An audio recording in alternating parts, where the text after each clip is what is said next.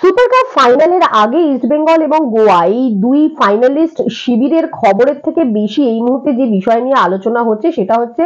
সেমিফাইনালের দুটো ম্যাচে দুটো লাল কার্ড দেখানো হয়েছিল, সেই লাল কার্ড দুটো নিয়ে একটা অবশ্যই অস্কার ব্রুজোকে যে লাল কার্ড দেখানো হয়েছিল সেই প্রসঙ্গে, এবং দ্বিতীয় যেটা নিয়ে সব থেকে বেশি আলোচনা সেটা হচ্ছে যে Goa Mumbai match kick off হওয়ার আগেই টানেলে লাল কার্ড দেখান রেফারি গুয়ারেসেনাকে, সেই বিষয়বস্তুটা নিয়ে। এবার ন্যাচারালি এই দুটো লাল কার্ডকে কেন্দ্র করে অনেকগুলো প্রশ্ন রয়েছে, সেই প্রশ্নগুলো নিয়ে আজকের ভিডিও, এবং এই প্রশ্নগুলো নিয়ে আমরা গিয়েছিলাম ফিফা রেফারি প্রাঞ্জল ব্যানার্জির কাছে, এবং এই বিষয়টা আমাদের যে প্রশ্নগুলো ছিল তার খুব ক্লিয়ার আনসার প্রাঞ্জল আমাদেরকে দিয়েছেন। অস্কার ব্রুজোর ক্ষেত্রে সব থেকে বড় প্রশ্ন যেটা আসে যে তিনি যদি এখন অ্যাপিল করেন তাহলে এটা উইথড্র হতে পারে কিনা, অর্থাৎ ডিসিপ্লিনারি কমিটি কি করবে না করবে, কারণ অস্কার ব্রুজোকে যে লাল কার্ড দেখানো হয়েছে বা মার্চিং অর্ডার দেওয়া হয়েছে সেটা নিয়ে কেন এই বিষয়ে খুব বেশি প্রশ্ন নেই, কারণ প্রত্যেকেই জানে যে ডাবল ইয়েলো দেখে একটা রেড কার্ড হয়েছে, এবং সেক্ষেত্রে হ্যাঁ এখানে রেফারির অবশ্যই দৃষ্টিভঙ্গি একটা ব্যাপার, তিনি কিভাবে নিচ্ছেন কতটা সিরিয়াসলি নিচ্ছেন সেটার উপর অনেক কিছু ডিপেন্ড করে, এটা হয়তো করতে পারতেন কি পারতেন না এই নিয়ে অনেক প্রশ্ন থাকতে পারে, but referee end of the day ম্যাচের শেষ কথা। তো সেক্ষেত্রে প্রশ্ন আসে যে অস্কার যদি অ্যাপ্লাই করেন তাহলে কি হতে পারে। আর গুয়ারেসেনার রেড কার্ডের ক্ষেত্রে বেশ কয়েকটা প্রশ্ন রয়েছে, কারণ সত্যি বলতে কি ভারতীয় ফুটবলে এটা খুব বিরল, আমরা এরকম ঘটনা খুব একটা দেখিনি বা দেখে মানে রেকর্ডে তেমন কিছু এই মুহূর্তে পাচ্ছি না, ঘাঁটলে বেরোবে কিনা জানি না, বাট এটা এর আগে আমরা কখনো দেখিনি যে একটা ম্যাচ কিক অফ হওয়ার আগে লাইন আপের সময় টানেলের মধ্যেই একজন ফুটবলার রেড কার্ড দিচ্ছেন, এটা দেখা যায়নি। যেটা জানা যাচ্ছে প্রথম প্রশ্ন যেটা আসে যে কেন এই রেড কার্ডটা দেখানো হলো, তাতে যা জানা যাচ্ছে যে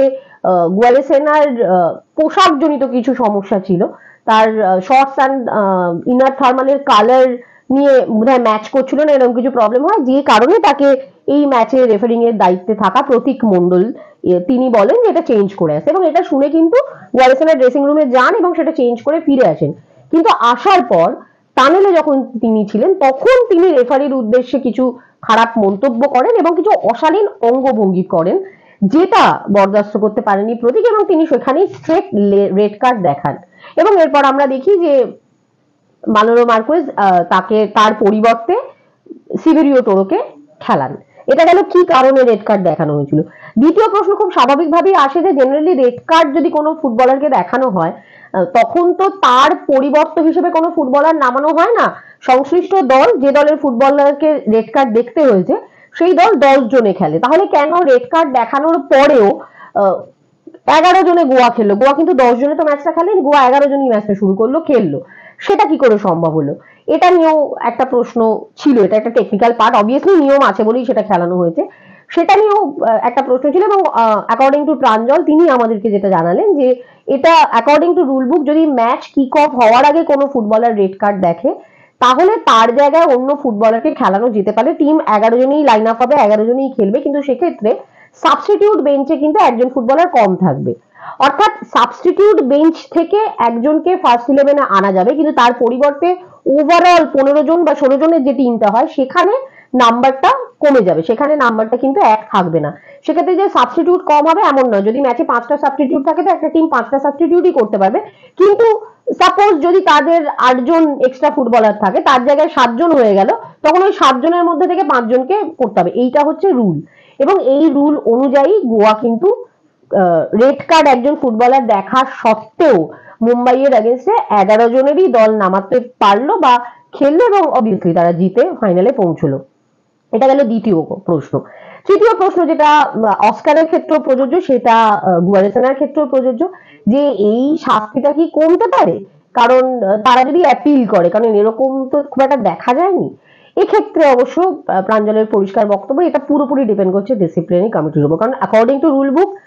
অস্কার ব্রুজো বা গুয়ারেসেনা দুজনেই কিন্তু রেড কার্ড দেখেছেন, অর্থাৎ তারা পরের ম্যাচে নেই। এইবার ডিপেন্ড করছে যে এদের সংশ্লিষ্ট ক্লাব অ্যাপিল করবে কিনা, সেই অ্যাপিলের বয়ান কি হবে এবং সেটা দেখে ডিসিপ্লিনারি কমিটি স্যাটিসফাই হবে কিনা সেটার উপর ডিপেন্ড করবে যে এই দুজন ব্যক্তি অর্থাৎ east Bengal coach Oscar Bruzon এবং গোয়ার অত্যন্ত ইম্পর্টেন্ট ফুটবলার গুয়ারেসেনা তারা ফাইনালে ভূমিকা নিতে পারবেন কিনা, অর্থাৎ অস্কার ডাগ আউটে থাকতে পারবেন কিনা আর গুয়ারেসেনা মাঠে থাকতে পারবেন কিনা, এটা ডিপেন্ড করবে তার উপর। এটা হচ্ছে মোদ্দা কথা, বাট টেকনিক্যালি প্রাঞ্জল কি বললো সেটা আপনাদেরকে শুনিয়ে দেবো। প্রশ্ন হচ্ছে যে কালকে গুয়ারেসোনাকে লাল কার্ড দেখানোর পরেও সিমিরিও তোরকে আমরা তার জায়গায় খেলতে দেখলাম, কিন্তু নিয়ম মতো তো যে কোনো ম্যাচে লাল কার্ড দেখলে সেই টিম 10 জনে খেলে। তো এখানে কি করে এটা মানে এরকম হলো যে তোমার মানে 11 জনই তো আলটিমেটলি গোয়া খেললো আর কি, সেটা কিভাবে হলো? এইটা ধরো নাম্বার অফ প্লেয়ার যে আছে, মানে প্লেয়ার বলে ল 3 যেটা, ওইখানে স্পেসিফাইড একদম স্পেসিফিক ভাবে লেখা আছে, যেখানে সাবস্টিটিউট ফার্স্ট 11 প্লেয়ার যদি সেন্ড অফ হয় বিফোর কিক অফ, সেখানে নমিনেটেড সাবস্টিটিউট যেটা আছে সেখান থেকে একজনকে তুলে সেখানে আবার ফার্স্ট 11 একটা তৈরি করা যেতে পারে, সেখানে আবার ওটা মানে 11 করে দেওয়া যেতে পারে 10 থেকে, প্রোভাইডেড কিক অফটা হয়নি। কিক অফ হয়ে গেলে কিন্তু সেটা সাবস্টিটিউট হিসেবে ধরা, মানে সাবস্টিটিউট হিসেবে ধরা হবে এবং ওখানে তোমার 10 জনে খেলবে। এই সাবস্টিটিউশনটা বিফোর কিক অফ হলে পরে অ্যালাউড, তখন ওই 11টা করে দেওয়া যেতে পারে আবার। সেক্ষেত্রে কি রিজার্ভ বেঞ্চের ফুটবলারদের মধ্যে কোনো পরিবর্তন হয়? তুমি হ্যাঁ, ওখানে তোমার আবার রিজার্ভ থেকে নিয়ে এসে সাবস্টিটিউটে আবার দিতে পারবে না প্লেয়ার, মানে ওটাকে আবার ধরো ফর এক্সাম্পল দিই আমি, ধরো সাবস্টিটিউট বেঞ্চে বসবে 10 জন, ওই 10-এর থেকেই তুলে এনে কাউকে ওপরে ব্যালেন্স করতে হবে 11টা, তখন ওই 9 জনের থেকে সাবস্টিটিউশনটা হবে। কিন্তু এই যে তোমার নাম্বার অফ সাবস্টিটিউট অ্যালাউড, যে সাবস্টিটিউশন অ্যালাউড ইজ 5, ওটা কমছে না, ওটা সাবস্টিটিউশন হিসেবে ধরা হচ্ছে না। ম্যাচে যেটা মানে টিমের যে ক্যাপাসিটি যেটা থাকছে, মানে এলিজিবিলিটি 5টা সাবস্টিটিউশনের, সেই অধিকারটা থাকছে, ওটা নষ্ট হচ্ছে না। আচ্ছা, সেই নিয়মে। আর এক্ষেত্রে কি কোনোভাবে গুয়ারেসোনার মানে নিয়ম অনুযায়ী ডিসিপ্লিনারি কমিটি মানে যে পরের ম্যাচে রেড কার্ডটা কোনোভাবে অমিট হতে পারে ওরা যদি অ্যাপিল করে? সেটা তো ডিসিপ্লিনারি কমিটি এএফএফ এর কি ডিসিশন নেবে সেটা তো ওদের নিজস্ব ব্যাপার, সেটা তো আমি বলতে পারবো না। কি বলছে রুল বুকে তো ডিসিপ্লিনারি কমিটি কি করবে এটা লেখা নেই, বিভিন্ন ডিসিপ্লিনারি কমিটি বিভিন্ন রকমের রুল বিভিন্ন দেশে। এবার সেটা এখানে এআইএফএফ এ কি আছে সেটা ডিসিপ্লিনারি কমিটি যারা মেম্বার তারা ঠিক করবে, যে ওর মানে as per the report of referee ও অ্যাকচুয়ালি কি করেছে সেটা রেফারি জানে, এবং রেফারি রেড কার্ড করেছে, রেফারি এটা নিজের রিপোর্টে উল্লেখ করে দেবে। Basis on that meeting will be done, and meeting এ ওটা ওরাই ডিসাইড করবে মেম্বাররা, যে ওটা ফাইনালেও খেলবে না খেলবে না, নাকি ফার্দার এক্সপেনশন হবে, ওটা এক্সটেন্ডেড হবে রেড কার্ডের পানিশমেন্ট, সেগুলো সব ওরাই ডিসাইড করবে। অস্কার ব্রুজোর ক্ষেত্রেও কি তাই, মানে যদি অ্যাপিল করে? হ্যাঁ, মানে সাবজেক্ট টু অ্যাপিল, সব জায়গায় অ্যাপিল তো থাকেই।